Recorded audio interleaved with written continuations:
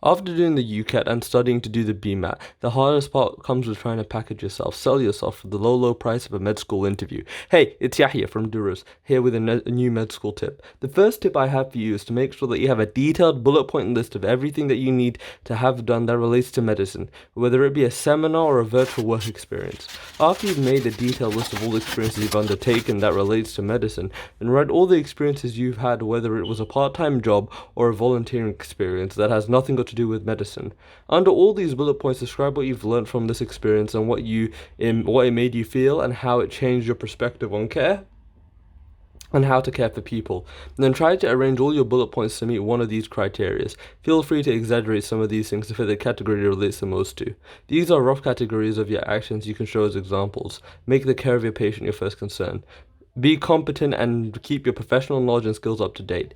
Establish and maintain good partnerships with your patients and colleagues. Take prompt action if you think patient safety is being compromised. Maintain trust in you and the profession will be open and honest and acting with integrity. There are these rough categories of behavior you can show examples of. You can be approachable, confident, decisive, intelligent, interesting, compassionate, and caring. You can also be a good listener and communicator who can explain complex topics with compassion and ease. Having technical skill and being competent and knowledgeable and using evidence-based practice can easily be shown through your use of A-levels, international baccalaureate, or any other studies or creative hobbies you have taken up. And showing that you're inspired and always learning and teaching without fear of humiliation can also easily be shown through different creative projects you may have undertaken, or different projects where you would have taken a mentorship or teaching role. Or even through your volunteering and the help and communication to people in that respective field. You can show you're trustworthy, loyal, and dedicated through the different extracurriculars you have and supercurriculars that you have.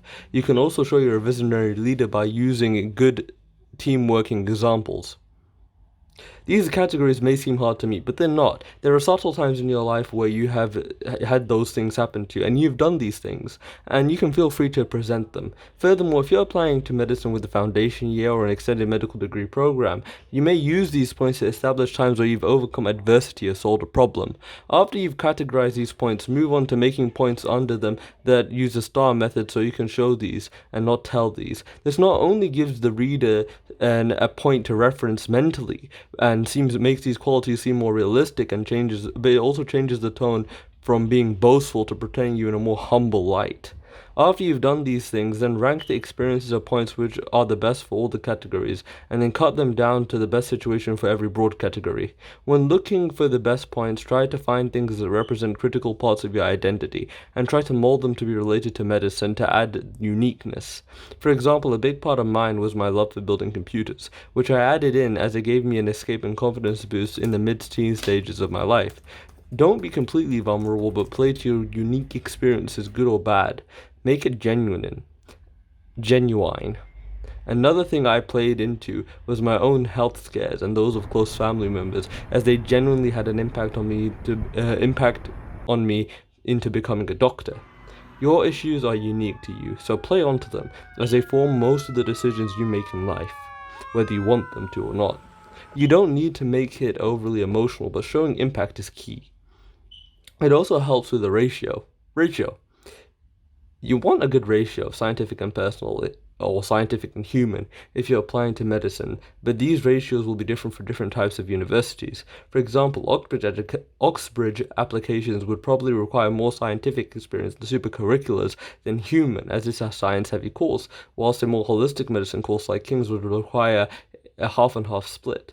And by a more heavy scientific split, I would mean something like 60% scientific and 40% human focused.